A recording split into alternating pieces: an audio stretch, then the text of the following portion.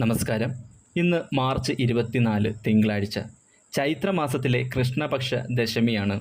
ഇന്ന് ചന്ദ്രൻ മകരൻ രാശിയിൽ പ്രവേശിച്ചു. ഈ മാറ്റം വ്യാഴത്തോടൊപ്പം ചേർന്ന് നവപഞ്ചമ രാജയോഗം സൃഷ്ടിച്ചിരിക്കുകയാണ്. ഇത് ഇടവം, മിഥുനം, ചിങ്ങം, ധനു, മകരം എന്നീ രാശികളിലുള്ള നക്ഷത്രക്കാരുടെ ജീവിതത്തിൽ തൊഴിൽപരമായ കാര്യങ്ങളിൽ വലിയ രീതിയിലുള്ള നേട്ടങ്ങൾ സൃഷ്ടിക്കും. പുതിയ ജോലി അന്വേഷിക്കുന്നവർക്കും സർക്കാർ ജോലി കാത്തിരിക്കുന്നവർക്കും ഈ ഒരാഴ്ച കാലത്തിനുള്ളിൽ അനുകൂലമായ ഫലം വന്നുചേരും. തൊഴിൽപരമായ എന്ത് ബുദ്ധിമുട്ട് അനുഭവപ്പെട്ടോ അതൊക്കെ നിങ്ങളിൽ നിന്നും വിട്ടൊഴിയും.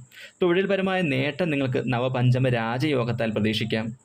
കാരണം നവപഞ്ചമ രാജയോഗം നിങ്ങളുടെ ജന്മരാശിയിൽ ഭാഗ്യമായി തെളിഞ്ഞതിനാൽ തൊഴിൽപരമായ കാര്യങ്ങളിൽ വലിയ രീതിയിലുള്ള നേട്ടം നിങ്ങൾക്ക് സ്വന്തമാക്കാൻ സാധിക്കും. എല്ലാവരും ഓം നമഃശിവായ എന്നൊന്ന് കമൻറ്റ് ചെയ്യണേ. ഭാഗ്യം ലഭിച്ചിരിക്കുന്ന നക്ഷത്രങ്ങൾ ഏതൊക്കെയെന്ന് നോക്കാം. ഇടവൻ രാശിയിലെ കാർത്തിക, രോഹിണി, മകയിരം, മിഥുനൻ രാശിയിലെ മകയിരം, തിരുവാതിര, പുണർദം, ചിങ്ങൻ രാശിയിലെ മകം, പൂരം, ഉത്രം, ധനു രാശിയിലെ മൂലം, പൂരാടം, ഉത്രാടം, മകരൻ രാശിയിലെ ഉത്രാടം, തിരുവോണം, അവിട്ടം എന്നീ നക്ഷത്രക്കാർക്കാണ്